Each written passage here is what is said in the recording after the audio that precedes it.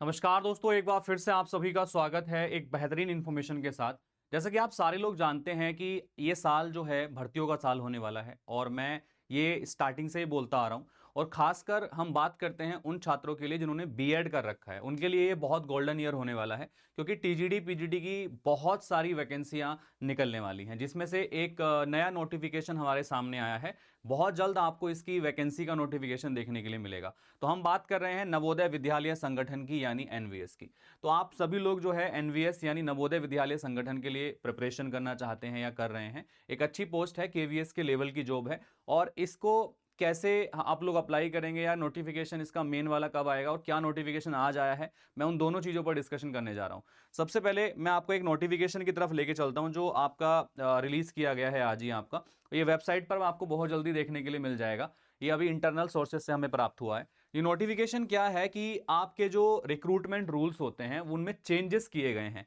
जैसे कि कोई भी वैकेंसी निकाली जाती है तो उसके पहले उसके रिक्रूटमेंट रूल्स को रिवाइज किया जाता है, ताकि किसी प्रकार का कोई कियोस बच्चों के बीच में ना आए या किसी प्रकार की कोई मिसकंफ्यूजन या मिसकंसेप्शन ना रहे। तो अगर हम बात करते हैं जो पहले प्रीवियस रूल्स थे उसमें थोड़ा बहुत मॉडिफिकेशन किया गया है। जो आपके टीजीडी पीजीडी के रूल्स थे, प्रिंसिपल के रूल्स थे, उनमें थोड़ा बहुत मॉडिफिकेशन करके इनको जो है वापस से री रिलीज किया गया है। यानी कि जैसे कि हम एक्सपेक्ट कर रहे हैं पिछले साल से कि एनवीएस का वैकेंसी आएगा, तो फाइनली रिक्रूटमेंट रूल्स का जो नोटिफिकेशन है वो जारी हो गया है और ये आज ही जारी हुआ है। और बहुत जल्दी इसका जो जॉब वैकेंसी वाला नोटिफिकेशन है वो भी रिलीज होने वाला है। तो अगर हम बात करते हैं यहां पर देखिएगा, तो ये इसमें साफ साफ दिया गया, in exercise of the powers conferred under the rules of the Navodaya Vidyalaya Samiti here in after referred to as NVS with the approval of the chairman NVS, that is the honorable minister of education, the recruitment rules of teaching post of NVS are here be amended, which are attached as schedule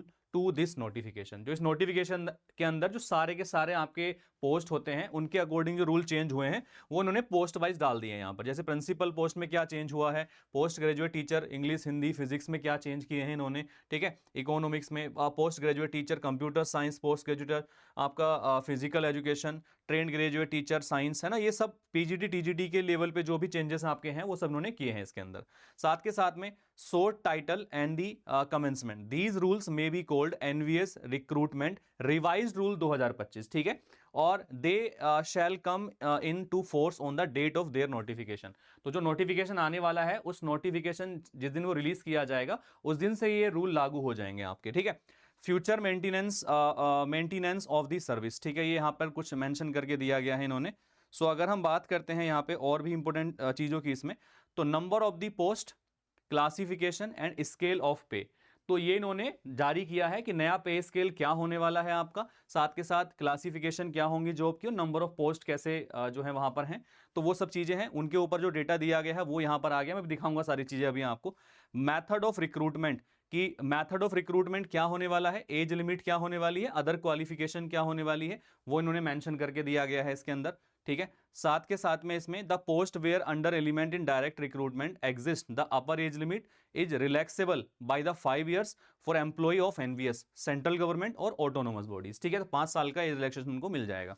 the upper age limit prescribed by direct recruitment shall be relaxable in a case of candidate belonging to the scheduled caste. जो आपका relaxation था उसके लिए जो amendment है वो भी इन्होंने इसमें मेंशन करके दे दिए गए हैं, ठीक है। अभी मैं सारी चीज एक एक करके आपको दिखा रहा हूं। यहाँ पर प्रमोशन से रिलेटेड चीजें हैं, डिपार्टमेंटल प्रमोशन से रिलेटेड चीजें हैं, वो भी इसमें दी गई हैं आपकी, ठीक है। और इसके अलावा और भी इंपॉर्टेंट चीजें यहां पर है। यस, सबसे इंपॉर्टेंट चीज क्या है देखिएगा यहां पर ये वाला, the scheme of the Navodaya Vidyalaya provide for the admission of girls to the extent of at least 1/3 of the student in each Vidyalaya. तो प्रत्येक विद्यालय की 1/3 जो है वहां पे गर्ल्स कैंडिडेट आपकी स्टूडेंट होनी चाहिए। In order to effective manage the residential custody requirement of girl students, the commissioner of NVS may decided during each selection of enlarge the zone of consideration by up to 50% for the female candidates in order to facilitate the recruitment of more female candidate to direct recruitment in respect of all teaching post in the विद्यालय। यानी कि अब महिलाओं को जो है 50% का reservation इसमें मिलेगा। यानी कि आप अगर देख रहे हैं किसी भी पोस्ट के लिए अगर 400 पोस्ट हैं तो 400 में से 200 महिलाएं रखी जाएंगी वहां पर, ठीक है। तो ये मान के चलिएगा, तो महिलाओं को 50% का सीट फिक्स होगा वहां पर। In order to encourage the more female candidate to apply for teaching jobs in NVS, the upper age limit in case of female candidate applying for teaching posts in the Vidyalaya would be extended by 10 years while deciding their eligibility.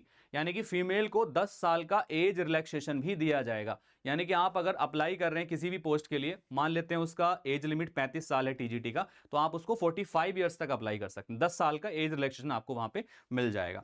साथ के साथ में इसमें और भी important चीजें इसमें update हुई हैं, जो अभी नीचे प्रोबेशन पीरियड की बात है कि प्रोबेशन पीरियड आपके ज्वाइनिंग के बाद 2 साल का प्रोबेशन पीरियड रहने वाला है। ठीक है, और भी जो पे स्केल में चेंजेस हुए हैं वो यहाँ पर मेंशन करके दे दिए गए हैं, वो भी हम एक बार देख लेंगे नीचे अभी।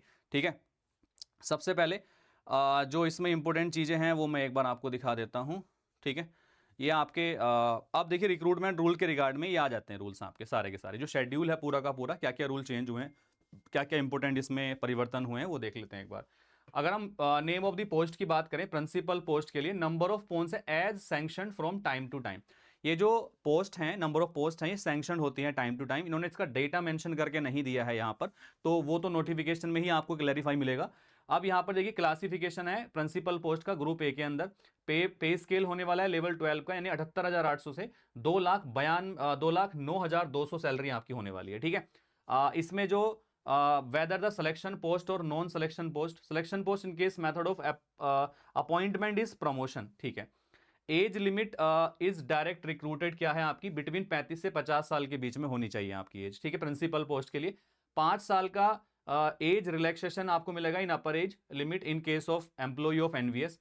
एज रिलैक्सेशन मिलेगा SC ST OBC PH ex serviceman as applicable under the government of India rules issued from time to time would be applicable. जैसे कि OBC कैंडिडेट को 3 साल का एज रिलैक्सेशन है, SC ST को 5 साल का है। ठीक है, तो अब महिलाओं को इसमें 10 साल का एज रिलैक्सेशन है, ये एक बड़ी बात है इसमें। ठीक है, एजुकेशनल क्वालिफिकेशन प्रिंसिपल पोस्ट के लिए है, जैसे कि master degree from recognised institution 50% अंकों के साथ में, bachelor degree in education BEd from NCT recognised institution 50% अंकों के साथ में, या फिर 3 ईयर का इंटीग्रेटेड BEd MAd का कोर्स कर रखा हो किसी इंस्टीट्यूट से 50% अंकों के साथ में, या फिर 4 साल का इंटीग्रेटेड डिग्री कोर्स आपने कर रखा हो 50% अंकों के साथ में, और BEd including the BEd component. Experience दिया गया है कि person holding the analogous post और post of the principal in the central state government autonomous organisation of central state government in level 12, इस पे का आपने जो है जॉब किया हो प्रिंसिपल पोस्ट के लिए, सेंट्रल गवर्नमेंट के लिए, ऑटोनोमस बॉडी के लिए, तभी आप इसमें एप्लीकेबल हैं। ठीक है, इसके अलावा अगर हम बात करते हैं तो और भी इसमें चीज़ें दी गई है प्रिंसिपल पोस्ट के लिए, सारी चीज़ें मैं अपने टेलीग्राम पर डाल दूंगा, आप इसको डिटेल में पढ़ सकते हैं। जो मेन चीज़ें हैं मैं वो एक बार आपको मेंशन करके बता देता हूँ। प्रोबेशन पीरियड 2 साल का इसमें दिया गया है।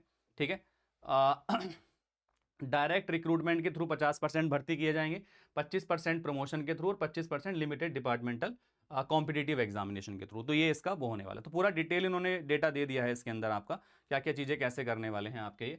ठीक है, मैं बाकी चीज़ें भी आपको एक बार बता देता हूँ यहाँ पर, जो अदर पोस्ट के लिए हैं आपकी TGT पोस्ट के लिए। तो ये जो आपने डेटा देखा ये आपका PGT पोस्ट का मैं थोड़ा मेंशन कर देता हूँ इसमें। देखिएगा PGT पोस्ट का क्या सीन है, कितनी पोस्ट यहाँ पर हैं उसको एक बार देख लेते हैं जरा। ये देखिए पोस्ट ग्रेजुएट टीचर्स के लिए, तो पोस्ट ग्रेजुएट टीचर्स के लिए आपका ग्रुप बी का क्लासिफिकेशन है इसका। लेवल 8 की सैलरी मिलेगी 47,600 से 1,51,100 रुपये तक। ठीक है, 40 साल आपकी जो है मैक्सिमम एज होनी चाहिए PGT के लिए। ठीक है, एज रिलैक्सेशन गवर्नमेंट नॉर्म्स के अकॉर्डिंग मिलेगा। जो एजुकेशनल क्वालिफिकेशन वही है, आपने मास्टर डिग्री कर रखी हो किसी भी रिकॉग्नाइज्ड यूनिवर्सिटी से। ठीक है, साथ के साथ में BEd की डिग्री आपके पास में होनी चाहिए। ठीक है, 50% अंकों के साथ में। ओके, इसके आगे अगर हम बात करते हैं तो आपका PGT में जो आपके सब्जेक्ट्स थे, जैसे कि आपने अगर PGT इंग्लिश के लिए जाना है तो आपका मास्टर डिग्री इंग्लिश में होना चाहिए, हिंदी के लिए जाना है तो मास्टर डिग्री हिंदी में होना चाहिए, PGT फिजिक्स के लिए जाना है तो आपका मास्टर डिग्री फिजिक्स में होना चाहिए, स्पेशलाइजेशन होना चाहिए आपका। ठीक है, तो ये प्रत्येक सब्जेक्ट की स्पेशलाइजेशन आपके पास होनी चाहिए मास्टर डिग्री में, तभी आप इसके लिए अप्लाई कर पाएंगे। ठीक है, तो अब मैं आगे चलता हूँ, थोड़ा सा आपको नेक्स्ट लेके चलता हूँ यहाँ पर। इसके बाद में TGT पोस्ट के लिए आ जाते हैं। TGT पोस्ट की अगर मैं बात करता हूं तो इसमें क्या क्या चीज़ें हैं वो एक बार देख लेते हैं। TGT पोस्ट के लिए देख लेते हैं एक बार, एक सेकेंड चलिएगा। तो ये सारे रिक्रूटमेंट रूल्स जो हैं वो अपडेट हुए हैं इन डिफरेंट पोस्ट के लिए। तो भाई जो भी लोग तैयारी कर रहे हैं आपके NVS के लिए, वो रेडी हो जाओ या अपनी प्रिपरेशन को और थोड़ा सा तेज कर दो, क्योंकि नोटिफिकेशन ना बहुत जल्दी आपको देखने के लिए मिलने वाला है बॉस। ठीक है, तो अब देखो समय बहुत कम होता है, जब नोटिफिकेशन आता है ना तो हमारे पास में जो टाइम होता है वो कम पड़ जाता है प्रिपरेशन के लिए, जिसमें सिलेबस कंप्लीट नहीं हो पाता है, तो उसमें बड़ी दिक्कतों का सामना करना पड़ता है फिर। तो इसीलिए अभी से प्रिपरेशन शुरू कर दो समय रहते, ताकि आगे चल के कोई प्रॉब्लम किसी को ना क्रिएट हो, ठीक है। तो भाई मेरा कहना यही है कि आज ही ज्वाइन कर लो। अगर हम बात कर लेते हैं यहाँ पर टीजीटी पोस्ट के लिए, तो टीजीटी पोस्ट के लिए 75% तो डायरेक्टली भर्ती कर रहे हैं और 25% प्रमोशन से ये लोग लेके जा रहे हैं, मतलब डायरेक्ट रिक्रूटमेंट ये डेफिनेटली निकालने वाले हैं, ये सबसे बड़ी इंपॉर्टेंट चीज़ है, ठीक है। क्योंकि अभी तक हम देख रहे थे कि काफ़ी सारी जगह ना डायरेक्ट रिक्रूटमेंट नहीं निकाली जा रही थी, जिसमें बड़ी प्रॉब्लम हो रही थी, है ना, कि या तो कॉन्ट्रैक्चुअल बेसिस पर रख लिया जा रहा था या फिर आपका प्रमोशन के बेसिस पे, तो ये बड़ा प्रॉब्लम हो रहा था। लेकिन उससे थोड़ी राहत है, इन्होंने ये डेटा रिलीज़ कर दिया है जिसमें ये नया रूल बुक में साफ साफ दिया गया कितने % ये डायरेक्ट रिक्रूटमेंट से भरेंगे। अब टीजीटी लेवल का देख लो, टीजीटी लेवल पे आपका ट्रेंड ग्रेजुएट टीचर पे सैंक्शन पोस्ट अभी मेंशन नहीं करी है, लेकिन ग्रेड पे 7 का रहेगा और आपका 44,900 से 1,42,400 आपका पे स्केल रहेगा। 35 साल मैक्सिमम एज होने वाली है, ठीक है। साथ के साथ इसेंशियल क्वालिफिकेशन में आपने 4 साल का इंटीग्रेटेड डिग्री कोर्स कर रखा हो किसी भी रिकॉग्नाइज्ड यूनिवर्सिटी से 50% अंकों के साथ में, और टोटल में भी और उस एग्रीगेट सब्जेक्ट में भी, ठीक है। बीएड का कंपोनेंट इंक्लूड होना चाहिए, बैचलर डिग्री हो, ऑनर्स डिग्री हो, 50% अंकों के साथ में बीएड डिग्री आपने कर रखी हो। और साथ में ना इसमें एक और चीज़ होती है, सीटेट का पेपर 2 क्वालिफाई मांगते हैं इसमें, सीटेट का पेपर 2 आपने क्वालिफाई कर रखा हो टीजीटी लेवल के लिए, तभी आप इसके लिए एलिजिबल होते हैं आपके, ठीक है। पीजीटी लेवल पर आपका सीटेट पेपर 2 की जरूरत नहीं है, सीटेट की जरूरत नहीं है इसके अंदर आपका। अब इसमें ना एक बड़ी इंपॉर्टेंट चीज़ होती है, इसमें ना सब्जेक्ट का कॉम्बिनेशन मैच करना होता है आपको। जैसे आप टीजीटी हिंदी के लिए जा रहे हैं तो आपके लिए आपका study Hindi as a elective और main subject in at least 3 year, जो 3 साल की डिग्री कोर्स होती है उसमें तीनों साल आपने हिंदी पढ़ी हो, तो आप इसके लिए अप्लाई कर सकते हैं, ठीक है। टीजीटी इंग्लिश के लिए जा रहे हैं तो तीनों साल आपने जो है इंग्लिश पढ़ी हो, ठीक है, तो इसके लिए अप्लाई कर सकते हैं। टीजीटी मैथमेटिक्स में जाना है आपको, तो candidate must have studied mathematics as a main और elective subject at least 3 year in the 6th semester, sorry at least 3 years in the 6th semester in graduation 4 year integrated degree course, तो तीनों साल आपके पास मैथमेटिक्स होना चाहिए, ठीक है।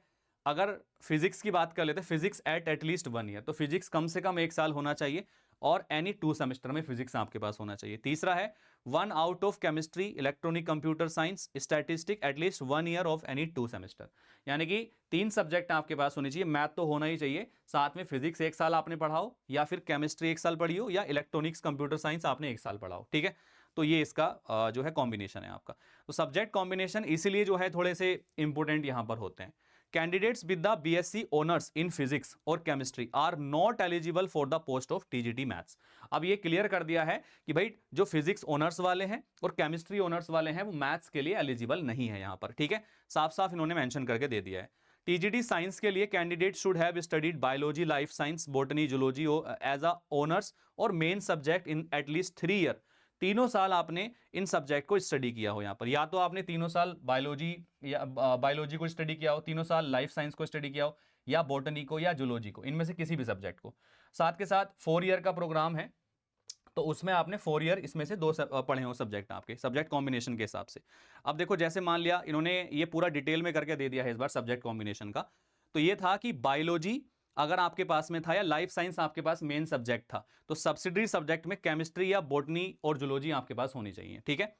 अगर आपके पास बॉटनी था तो आपके सब्सिडरी सब्जेक्ट केमिस्ट्री, जूलॉजी होने चाहिए। अगर आपके पास जूलॉजी था तो सब्सिडरी में केमिस्ट्री और बॉटनी होने चाहिए। तो इन्होंने इस बार डिटेल बाइफर्केशन करके दे दिया है, ठीक है।